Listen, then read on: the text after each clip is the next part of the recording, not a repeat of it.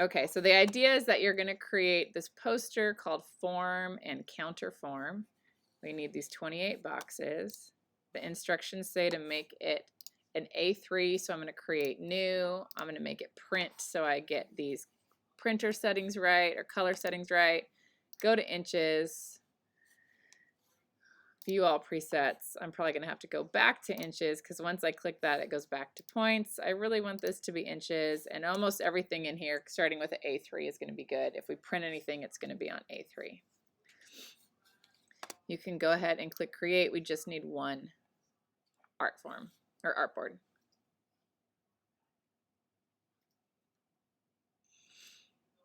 From there, let's see. How did I do this before?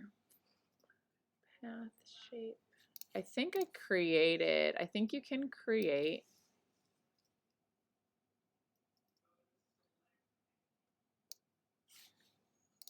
a big box. I think you can go to path and go to divide objects. Is that, no, split into grid, that's what it is, split into grid. And there you can say how many you need across. So rows. Rows is across, columns is down, right? 1, 2, 3, 4. 1, 2, 3, 4, 5, 6, 7.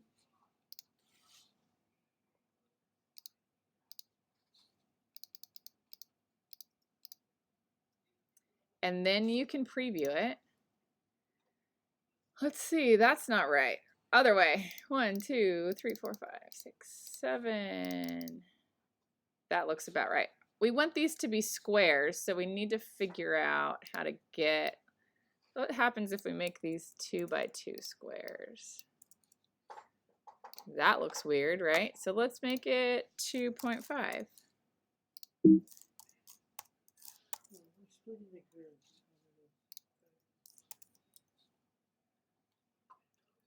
Let's change these gutters around. That's making it not a square. Let's change these gutters around, making it not a square. Let's move. Let's just play and see what happens. There we go.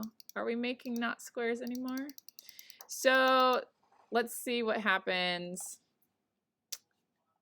We got to, technically we need to make this grid even. So it feels like I would have needed to measure, I need to know the math of this a little bit better, if that makes sense, this outside box. I could also now, so what do I do now? I'm going to group this and group this row and group this row and group this row. And now what I can is move this a little bit closer. I got to figure out, oops, that one didn't group. I just want to get my gutters to be similar. And by gutters, it's just the spaces between. I am now going to ungroup. So let's take that and I can make it perfect. I am going to go to selection. I am going to distribute these. How'd you get space in between them? How'd you get space in between? And then I am now I'm going to play around with the rows this way. So I need to ungroup these long rows because I'm trying to get this space to be similar to that space. And I can now group this row and group this row. Whoops. Group this row.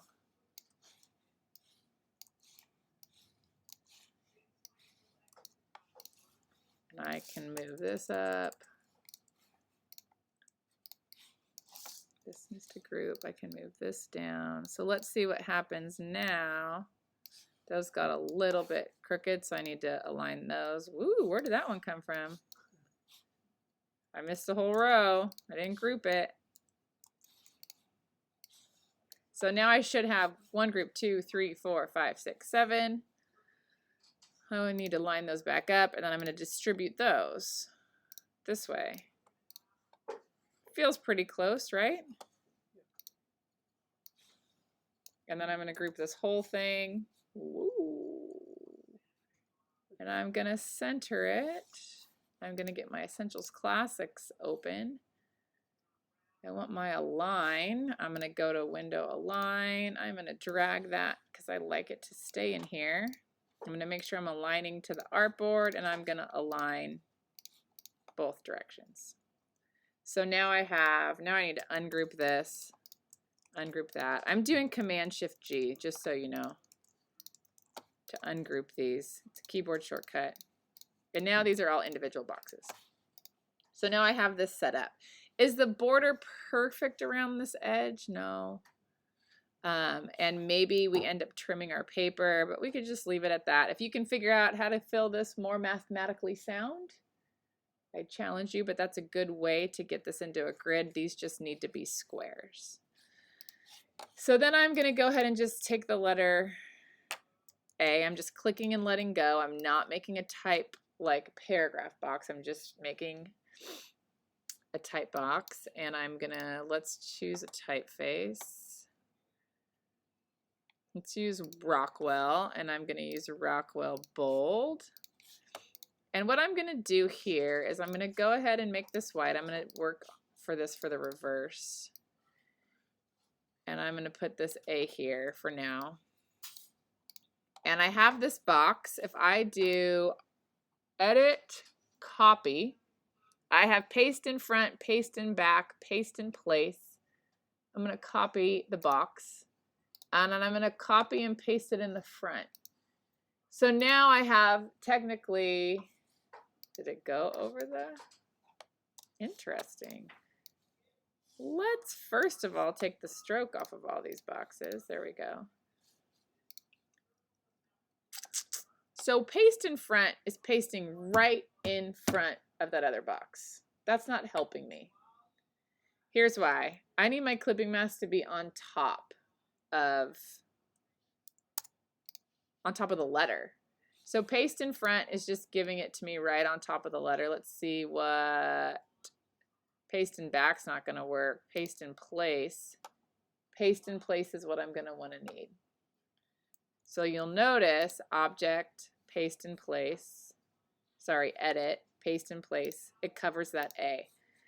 Now I'm going to select the A, and I'm just selecting that box that's on the top. That box that's on the top is going to become my clipping mask. I like to view a clipping mask as a cookie cutter.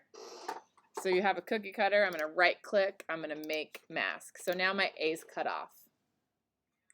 If I double click into here, now I can play around with this A and move it around. I just have to make sure I double click and I'm in that layer, this layer up here. And I can move this in all different spots, and I can play with the scale. One thing to be aware of too is the scale of those letters were the same.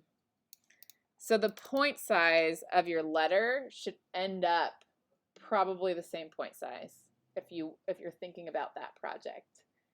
If you can figure out a way to make it look extra cool and not awkward in other point sizes, I don't want to give so many restrictions that you might end up coming up with something that looks really neat. You just got to play around with it. But so say I like that there. Versus another way you could have it. So let's say, oh no, what's that point size? An easy way to get what you need is I can just go eyedrop that letter, and now I have the same thing. So let's say you did a different way and you took the same box and you copied it, and then you took that same box and you pasted in place, and you're selecting that B and that box, and you're doing a pathfinder. Two things have to happen. You have to create outlines for it, because it's not going to pathfind a typeface. It's only a pathfind an object. And then you'd have to figure out which one of these you would press. Then you'd have to change the color. And then if you wanted to move this around, you lost your B. You lost the rest of it. So that's where it might seem like, oh great, I'm going to do a clipping mask. A pathfind it, because it just cuts it off. Versus having that clipping mask, you have a lot of freedom to change things around. And let's say, oh man, I just made that bigger. Now I want to make all of them bigger. I can't go make that bigger because it's no longer a typeface. If I would have kept it a typeface, let's see, that's a typeface, and made it a clipping mask. And I was like, ooh, I really want this B to be bigger. Ooh, that means everything needs to be bigger now. That means I could select all, go to my character panel and say, ooh, I want everything to be 150 points. So you could change everything all at once. It keeps it a type. You use your clipping mask. You have ways to change that in and out. So I say if you have a black background, I wouldn't really necessarily worry about a drop shadow. If you want to have a white background, if you want to reverse these, I have these two things selected now. I'm going to do object, or sorry, I'm going to do edit colors. I'm going to invert the colors. That one didn't quite invert now, did it? Let's just select all. Object. Edit, just kidding. Edit colors, invert colors. There we go. Now I can't see my boxes. So this would be where you want to have effect, warp, nope, the stylize, drop shadow, and they feel a little close. I turn on a preview.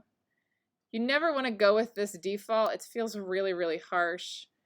I always bump this opacity down a bunch. Very slow because the preview's on. Let's take it to 25 and see what happens. That feels a little less in your face. I click OK, and then you have the drop shadows happening. You don't necessarily see it there, so let's see. Effect, stylize. You could do an outer glow. Let's see what happens with an outer glow, because then you could get it on all four sides.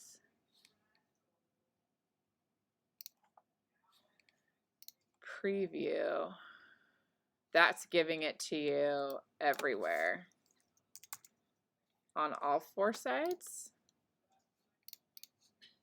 So then you're not losing it at that top. So I had said to do a drop shadow. I'd probably do an outer glow or play around. I'm not sure. Let's see if I invert the colors here. You could duplicate the shapes underneath and make Gaussian blur. Yeah, there's lots of ways. So whatever way that you feel like that plays around, like you can play around with it. I don't know, outer glow. I feel like if it's like you do black on white, the outer glow is not as great. I feel like if you want the white boxes, then you do like a drop shadow outer glow or a blur, where if it's just all the black, I think just the black on background with the white text, you're going to see the box. So, you know, and then you have the color of this one. If these, so that's where it's tricky. So that was a black box, right, with all white. So then maybe you just do apply the outer glow, you know, to the 1 or the 2 to make it look similar.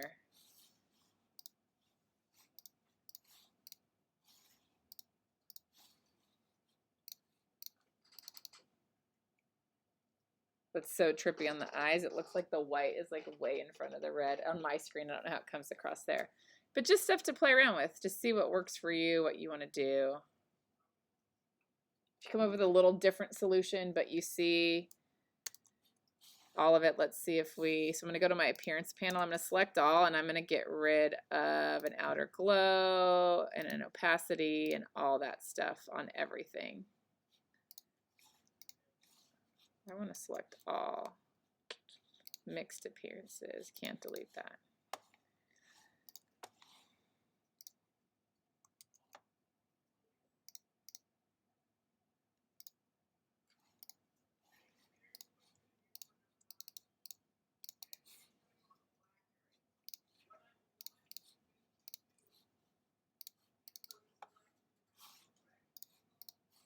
Fill, please fill.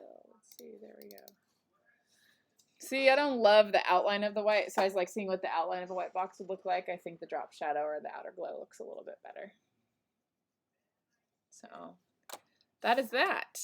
You get to pick your typeface, put the information in these boxes. You'll save it as a PDF. So you'll do File, Save As, choose a PDF, and that's what you'll submit. Mostly because then you have to create these to outlines, and if you give me the PDF, I can see what your text looks like. If you give me an AI file and I don't have that typeface on my computer that I'm on, it's not going to show it properly, and the whole point of this assignment is like your little movements and placement of your type, so I need to be able to see that.